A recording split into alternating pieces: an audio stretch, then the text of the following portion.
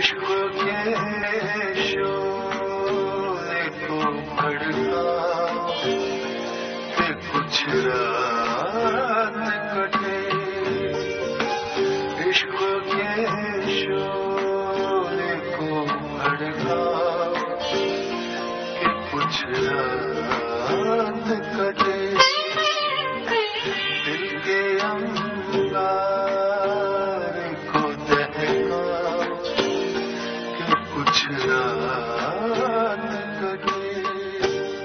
مخدوم کی باتیں جب حیدرآباد اور تلنگانے یا پھر دکن کے باہر بھی ان کے چاہنے والوں میں شروع ہوتی ہیں تو سب کے پاس سنانے کے لیے کچھ نہ کچھ ضرور ہوتا ہے۔ بات نکلتی ہے تو پھر دور تک چلی جاتی ہے۔ حیدرآباد کی ہواؤں اور فضاؤں میں آج بھی مخدوم کی آواز، ان کا ترنم، ان کی ہنسی، ان کی باتیں گونجتی محسوس ہوتی ہیں۔ حیدرآباد کے لوگ جب جی چاہے آنکھیں بند کر کے چشم تخیل سے مخدوم کو ان کی مخصوص حیدرآبادی طرز کی اچکن نما سیاہ شیروانی میں، جس کے سب بٹن بند ہوتے تھے، دیکھ لیتے ہیں۔ ان کے تخیل میں مخدوم کی لمبی سرخ ٹوپی بھی ہلتی دکھائی دیتی ہے، جس کو پہنے وہ مزدوروں کے جلسے کو خطاب کرتے تھے۔ بقول زینت ساجدہ مغل پورہ کے نوابوں سے لے کر چکڑ پلی کے مزدوروں تک جس کو دیکھیے اس نے فیشن سے بنا لیا تھا کہ مخدوم کی محبت میں مرے جا رہے ہیں۔ سال بھر میں مخدوم ایک ہی غزل کیوں نہ کہیں، سارا کا سارا شہر اسے یاد کر لیا کرتا تھا۔ ہجر میں مل شب ماہ کے غم آئے ہیں، ہجر میں مل شب ماہ کے غم آئے ہیں، چارہ سازوں کو بھی بلوا کہ کچھ رات کٹے، چارہ سازوں کو۔ جلسوں کے بعد کے منظر آج بھی ذہنوں میں نقش ہیں۔ ایبٹس کے چائے خانے میں دیگر لوگوں کے ساتھ تنگ جگہ میں سردار جعفری، سبط حسن، کیفی اعظمی، سجاد ظہیر اور کئی دوسرے پھنسے پھسائے بیٹھے ہیں اور مخدوم ایک کے بعد دوسری نظم سنا رہے ہیں۔ کوئی کہتا ہے چاند تاروں کا بند سنائیے، کوئی کہتا ہے اندھیرا سنا دیجیے، اور ایسی ہی ایک محفل میں سجاد ظہیر کی آواز سنائی دیتی ہے۔ مخدوم بتاؤ، یہ نظم اندھیرا تم نے کب اور کیسے اور کن حالات میں لکھی؟ بننے بھائی، آپ کو شاید یقین نہ آئے، میں کلاس میں سبق دے رہا تھا، لڑکوں کو پڑھا رہا تھا کہ اسی دوران یہ ذہن میں آنے لگی، اور پھر بچوں کو کچھ لکھنے کو دیا اور وہیں کلاس میں بیٹھ کر یہ پوری نظم تھوڑی دیر میں لکھ ڈالی۔ اچھا، مشکل سے آدھا گھنٹہ لگا ہوگا، بلکہ اور بھی کم۔ اچھا جی۔ بات کو ادھر ادھر سے کچھ تراش خراش ضرور کی، لیکن دراصل پورا ڈھانچہ اس سے وقت مکمل ہو گیا تھا۔ پھر تو یہ وحی کی طرح نازل ہوئی۔ مخدوم، اچھا یہ بتاؤ، تم کو شعر لکھنے کے لیے آرام، سکون یا موڈ، اس قسم کی کسی چیز کی ضرورت ہوتی ہے کیا؟ نہیں، مجھے سکون، تنہائی یا دوسرے کاموں سے فرصت بالکل درکار نہیں ہوتی۔ کوئی نظم کبھی بھی بالکل غیر متوقع طور پر چلتے پھرتے، سفر کے دوران، بات چیت یا تقریر کے دوران، یا ٹریڈ یونین کا کام کرتے وقت، یا دوستوں کی نجی صحبتوں میں ہنسی مذاق کے دوران میرے ذہن میں لال پری کی طرح ناچتی ہوئی جلوہ گر ہو جاتی ہے۔ اچھا۔ اور پھر میرا کام بس صرف اسے لکھ لینا ہوتا ہے۔ لیکن اسے کوئی نہ سمجھ بیٹھے کہ میں یہ کہنا چاہتا ہوں کہ شاعری الہامی چیز ہوتی ہے۔ اچھا، ویسے شاعری ہوتی تو ہے الہامی، یعنی کہ کبھی کبھی اپنی بلند ترین کیفیتوں میں، لیکن فنکار کی ذہنی اور روحانی قد و کاوش اور تعمیر و حسن کاری کی صلاحیت اور روح عصر کو سمجھنے اور جذب کرنے کی قوت اور اس کی ہمت اور حوصلہ اور نظر، ان سب کے بغیر الہام ہو بھی نہیں سکتا۔ یہ کون آتا ہے تنہائیوں جام لیے، یہ کون آتا ہے تنہائیوں جام لیے، جلا میں چاندنی راتوں کا اہتمام لیے، یہ کون آتا ہے تنہائیوں جام ملی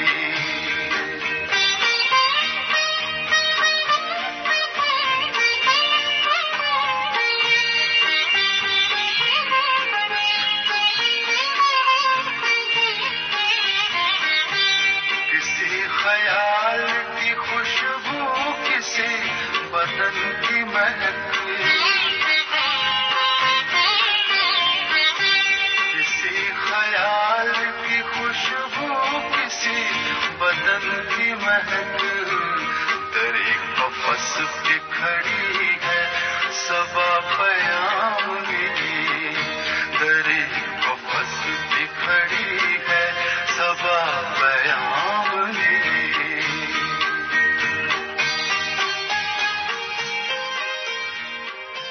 مخدوم خود اپنی شاعری کے بارے میں لکھتے ہیں، کچھ قوس قزح سے رنگت لی، کچھ نور چرایا تاروں سے، بجلی سے طلب کو مانگ لیا، کچھ کیف اڑایا بہاروں سے، پھولوں سے مہک، شاخوں سے لچک اور منڈووں سے ٹھنڈا سایہ، جنگل کی کواری کلیوں نے دے ڈالا اپنا سرمایہ، بدمست جوانی سے چھینی کچھ بے فکری، کچھ اللڑپن، پھر حسن جنوں پرور نے دی آشفت تسری، دل کی دھڑکن، بکھری ہوئی رنگی کرنوں کو آنکھوں سے چن کر لاتا ہوں، فطرت کے پریشان نغموں سے ایک اپنا گیت بناتا ہوں، پھر دوس خیالی میں بیٹھا ایک بت کو تراشا کرتا ہوں، پھر اپنے دل کی دھڑکن کو پتھر کے دل میں بھرتا ہوں۔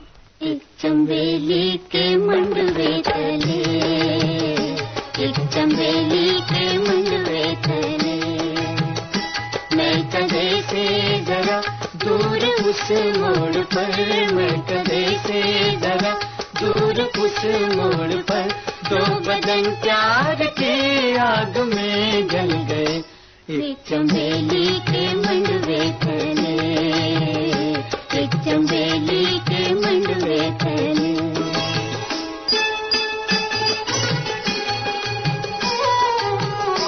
پیار ہر پہ وفا، پیار ان کا خدا، پیار ہر پہ وفا، پیار ان کا خدا، پیار ان کی چتا، دو بدن پیار کی آگ میں جل گئے، دو بدن پیار کی آگ میں جل گئے، ایک چنبیلی کے منڈوے تلے۔ جب ہندوستان کے سبھی شاعر، ادیب اور فنکار انگریز سامراج کے خلاف آزادی کی جنگ لڑ رہے تھے، مخدوم کا شاعرانہ قلم سب سے پیش تھا۔ مخدوم کی شاعری غلامی کے اندھیرے میں شاعری کی روشن مشل لے کر آگے بڑھی تھی، اور اس نے ہی منزل کا راستہ دکھاتے ہوئے ہم سے یہ بھی کہہ دیا تھا کہ دوش پر اپنی اپنی صلیبیں اٹھائے چلو۔ سجاد ظہیر کہا کرتے تھے کہ مخدوم نے اپنی 30-40 سال کی انقلابی زندگی میں اپنے آرام و آسائش اور اپنی ذات کی تمام خواہشوں اور امنگوں کو ہمیشہ مٹایا اور دبایا، تاکہ قوم کے مظلوم اور محنت کش عوام دکھ اور رنج اور تکلیف اور جبر اور سختی کی دائمی چکر سے نکل کر نئی مسرت حاصل کر سکیں، اور یہ کہ ہمارے غریب اور مظلوم عوام مہذب اور متمدن زندگی کے روشن میدانوں میں سربلند اور سرخرو داخل ہو سکیں۔ رات بھر دیدۂ نمناک میں لہرات رہے، سانس کی طرح سے آباد۔ مخدوم محی الدین کی آزاد نظموں میں زیادہ تر ایسی ہیں جو سیاسی نظمیں ہونے کے باوجود نعرے بازی نہیں محسوس ہوتی۔ ان کے اندر اعلیٰ قسم کی ادبیت اور اس سے بھی زیادہ مؤثر بلند آہنگی کا احساس ہوتا ہے۔ ان کی نظموں میں فکر و اسلوب کے ساتھ ساتھ شیرینی اور خوش بیانی کا ایک نادر اور نایاب آہنگ تھا، جو پڑھنے والے کو انگلی پکڑ کر اپنا ہمسفر بنا لیتا تھا۔ اس کی ایک اچھی مثال مخدوم کی نظم قید ہے، جس کا آغاز ایسے ہوتا ہے کہ گویا وہ دنیا کے سب سے بڑے سچ میں باقی دنیا کو شریک کر رہے ہوں۔ ملاحظہ فرمائیے۔ قید ہے قید کی میاد نہیں، جور ہے جور کی فریاد نہیں، داد نہیں، رات ہے رات کی خاموشی ہے، تنہائی ہے، دور محبس کی فصیلوں سے بہت دور کہیں سینائے شہر کی گہرائی سے گھنٹوں کی صدا آتی ہے، جھلملا جاتی ہے انفاس کی لو، جاگ اٹھتی ہے میری شم شبستان خیال، قید ہے قید کی میعاد نہیں۔ خوش تھے ہم تمنا کا خواب آئے گا،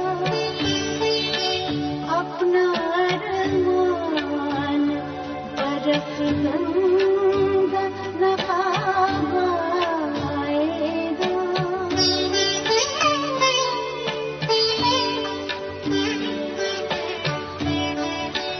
آ گئی تھی دل مزدر میں شکوائے سے،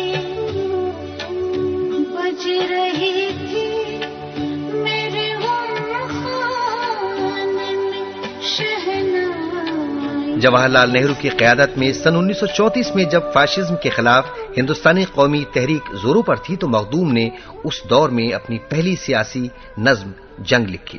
مخدوم کی ایک اور نظم ہے چپ نہ رہو، جو مغربی طاقتوں کی چال بازیوں سے افریقہ کے مقبول عام رہنما لومومبا کے بدبختانہ اور ظالمانہ قتل پر لکھی ہوئی ایک خراج عقیدت ہے۔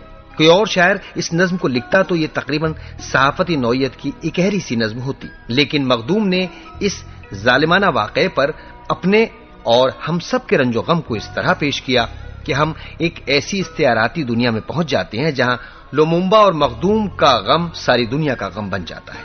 اور نظم کی شروعات کچھ اس طرح ہے، ملاحظہ کریں۔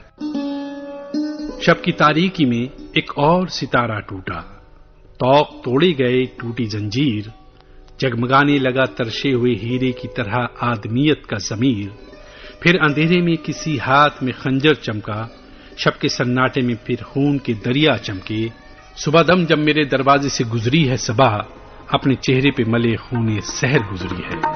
میرے محبوب میری نیند اڑانے والے،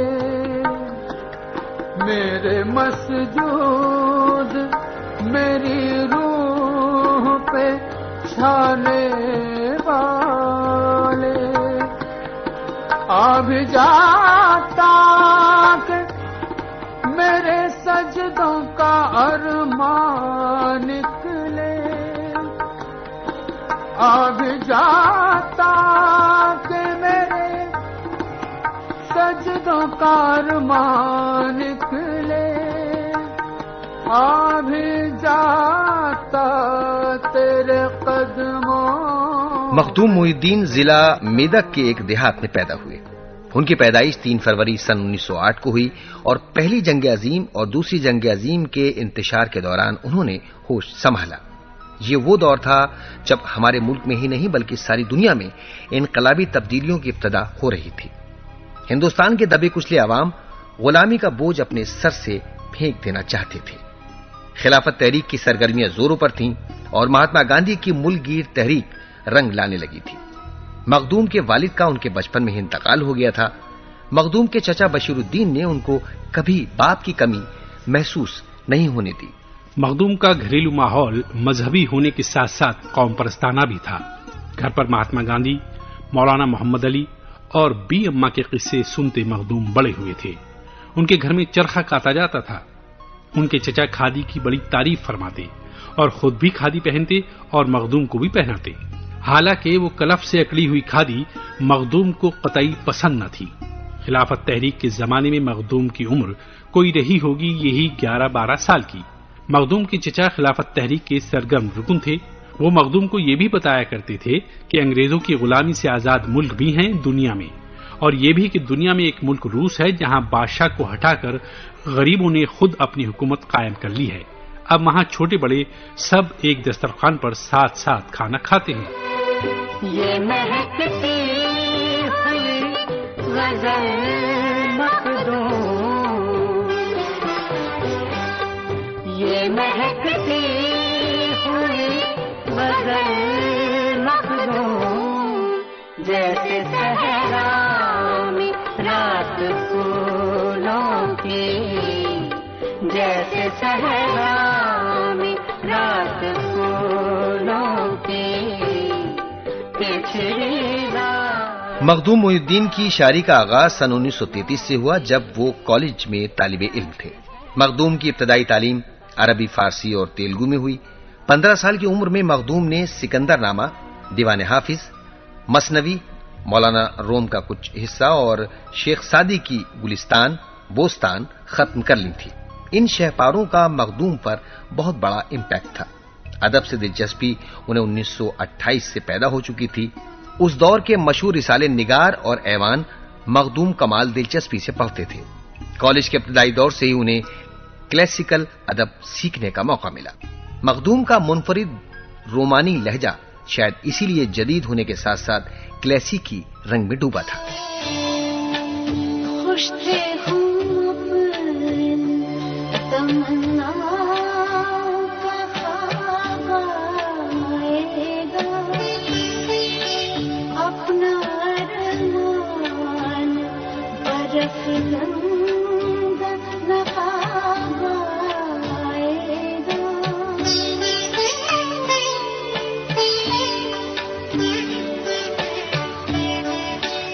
آ گئی تھی دل مزدر میں شکیبائی سے، بج رہی تھی میرے غم خان میں شہنائی سے. مخدوم کے گھر کا ماحول مذہبی تھا، لیکن یگانگت اور مذہبی رواداری ان کے اندر کوٹ کوٹ کر بھری تھی. مخدوم نے گاؤں کے اس مندر اور پیپل کے درخت کو کبھی فراموش نہیں کیا جس کے نیچے بیٹھ کر وہ سرسوتی لکھا کرتے تھے.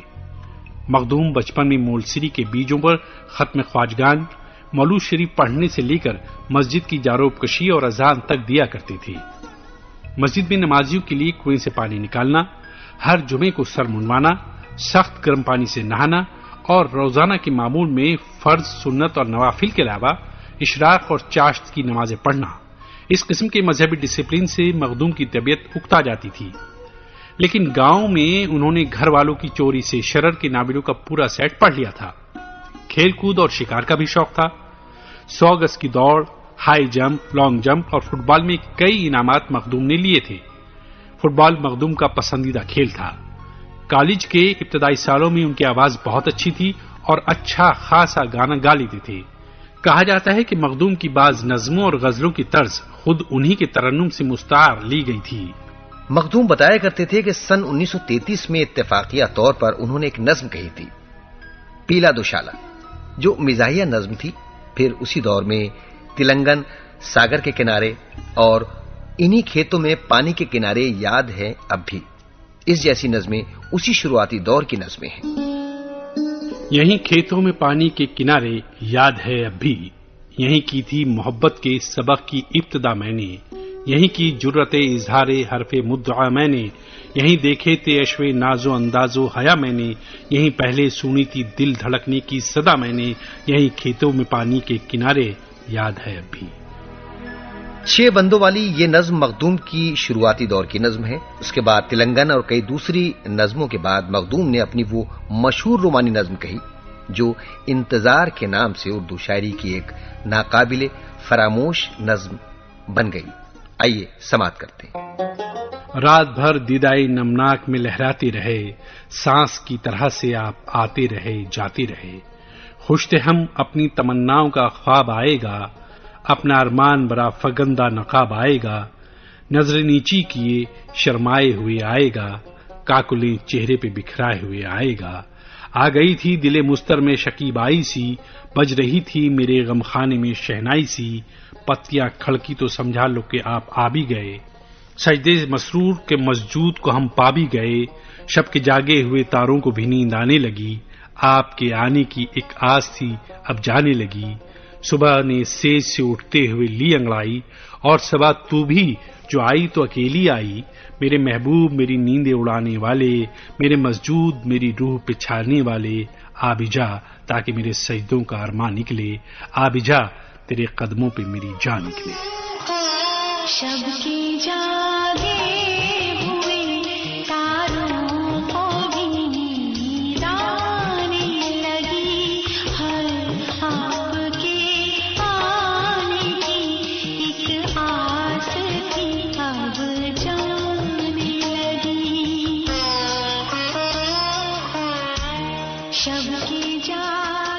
مخدوم کی شاعری میں تو جادو تھا ہی، ان کے لہن میں، ان کی آواز میں بھی جادو تھا۔ ان کا ترنم اتنا خوبصورت تھا کہ وہ آزاد نظمیں تک نہایت غنائیت کے ساتھ ہزاروں لوگوں کی موجودگی میں پیش کر دیا کرتے تھے۔ حیدرآباد میں سبت حسن، اختر رائے پوری، ڈاکٹر جے سوریا نائیڈو اور ریت کے سابق مدیر ایم نرسنگ راؤ نے مل کر انجمن ترقی پسند مصنفین کی شروعات کی۔ اس انجمن کے جلسے سروجنی نائیڈو کے مکان پر ہوا کرتے تھے۔ یہ نظام حکومت کا دور تھا اور اسی دور میں مخدوم کی مقبولیت اور مخالفت شروع ہوئی۔ مقبولیت کی بنیاد یہ تھی کہ مخدوم اور ان کے ساتھیوں کی شاعری زندگی اور عوام کے قریب تھی اور غزل کے روایتی انداز سے ہٹی ہوئی تھی، اور ان کی مخالفت محض سیاسی وجوہات کی بنا پر کی جا رہی تھی۔ مخدوم محی الدین کے کام اور فکر سے جلد ہی نظر حیدرآبادی، سلیمان اریب، میکش، دہقانی، ظہیر بابر، لطیف ساجد، تحسین سروری اور عزیز قیسی جیسے فنکار بھی متاثر ہونے شروع ہو گئے اور اس قافلے میں شریک بھی ہو گئے۔ پھول کے ہار، پھول کے گجرے، پھول کے ہار، پھول کے گجرے، شام پھولوں کی، رات پھولوں کی، شام پھولوں۔ اسی دور میں مخدوم کا مجموعہ سرخ سویرا آیا جو ادبی حلقوں میں ہاتھوں ہاتھ لیا گیا۔ اس کے بعد وہ دوسرے کاموں میں ایسے مصروف ہوئے کہ کچھ بھی نہیں لکھا، لیکن شاید یہ خاموشی قید، چارہ گر اور چاند تاروں کا بن جیسی خوبصورت نظموں کے لیے ماحول تیار کر رہی تھی۔ بڑی شاعری کے لیے شاید وقفہ ضروری ہوتا ہے۔ خواجہ احمد عباس کہا کرتے تھے کہ کہنا بہت مشکل ہے کہ مخدوم ایک انقلابی بڑا تھا یا ایک شاعر، یا پھر ان دونوں خصوصیات سے بڑھ کر وہ ایک بڑا انسان زیادہ تھا۔ مخدوم نے اپنی مختصر سی زندگی میں 100 سے مختلف جگہوں پر زیادہ ٹریڈ یونینیں قائم کی۔ شاعر اور مزدور رہنما کے ساتھ ساتھ مخدوم ایک اچھے اداکار بھی تھے اور اپنی نوجوانی کے دنوں میں خود اپنے لکھے ہوئے ڈراموں میں کام کیا کرتے تھے۔ مخدوم کی اداکاری کی تعریف گردیو رویندر ناتھ ٹیگور نے بھی کی اور کہا کہ مخدوم تو گیتوں اور نظموں میں بھی ڈرامائی کیفیت پیدا کر دیتا ہے۔ سرخ سویرا کی نظمیں مثلاً موت کا گیت، انتظار، تور اور آتش کدا نہایت مؤثر اور خوبصورت نظمیں ہیں، اور اسی دور میں مخدوم نے ایک نظم حویلی لکھی تھی۔ ایک بوسیدہ حویلی یعنی فرسودہ سماج لے رہی ہے نزا کے عالم میں مردوں سے خراج، ایک مسلسل کرب میں ڈوبے ہوئے سب بامودر، جس طرف دیکھو اندھیرا، جس طرف دیکھو کھنڈر، جن میں رہتے ہیں مہاجن، جن میں بستے ہیں امیر، جن میں کاشی کے برہمن، جن میں کعبے کے فقیر، رہزنوں کا قصر شورا، قاتلوں کی خوابگاہ، کھل کھلاتے ہیں جرائم، جگمگاتے ہیں گناہ، سیم و زر کا دیوتا جس جا کبھی سوتا نہیں، زندگی کا بھول کر جس جا گزر ہوتا نہیں،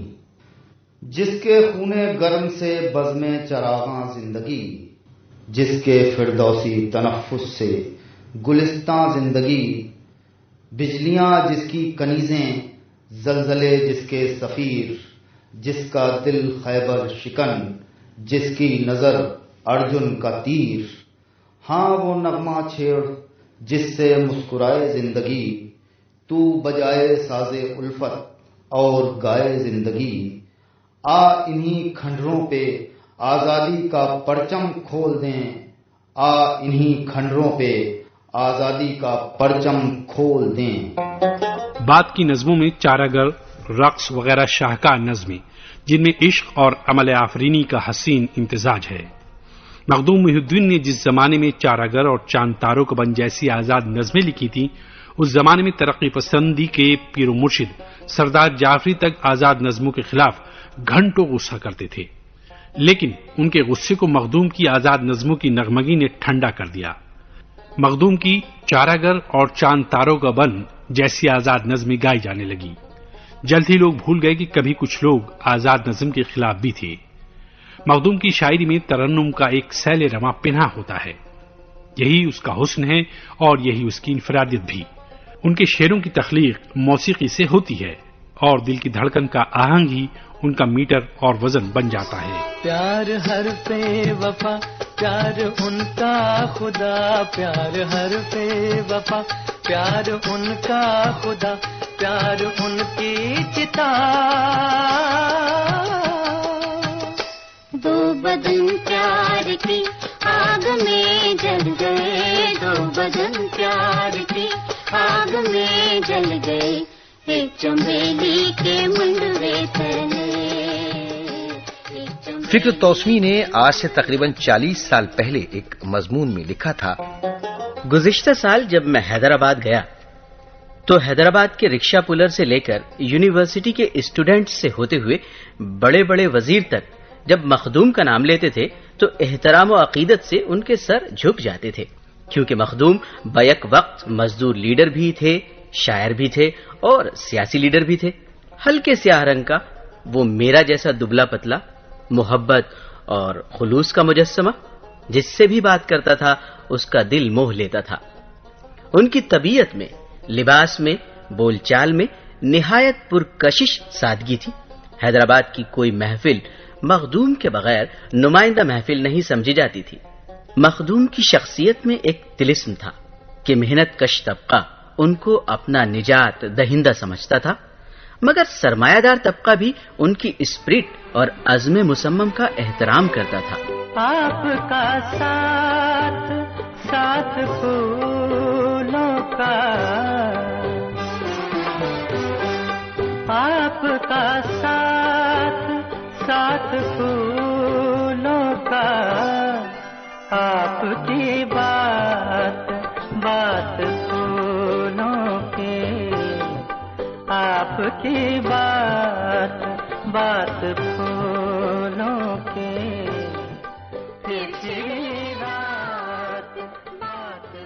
اور راہ جنوں کے مسافروں کے لیے مخدوم کا یہ پیغام ہمیشہ ہمیشہ مشعل راہ بن کر منزلوں کی نشاندہی کرتا رہے گا. ہمدموں ہاتھ میں ہاتھ دو، ہمدموں ہاتھ میں ہاتھ دو، سوئے منزل چلو، منزلیں پیار کی، منزلیں دلدار کی، کوئے دلدار کی منزلیں، دوش پر اپنی اپنی سلیبے اٹھائے چلو، ہمدموں ہاتھ میں ہاتھ دو، سوئے منزل چلو، منزلیں پیار کی، منزلیں دلدار کی. جانے والے سپاہی سے پوچھو وہ کہاں جا رہا ہے، جانے والے سپاہی سے پوچھو وہ کہاں جا رہا ہے. مخدوم محی الدین 24 اگست سن 1969 کو دہلی ایک مشاعرے کے لیے آئے. رات بھر محفل شعر و نغمہ رہی. صبح کاذب کے وقت مخدوم کو دل کا دورہ پڑا اور ان کے قلب پر حملہ ہوا اور 25 اگست سن 1969 کو 8:05 پر مخدوم اس دنیا سے کوچ کر گئے. جانے والے سپاہی سے پوچھو وہ کہاں جا رہا ہے،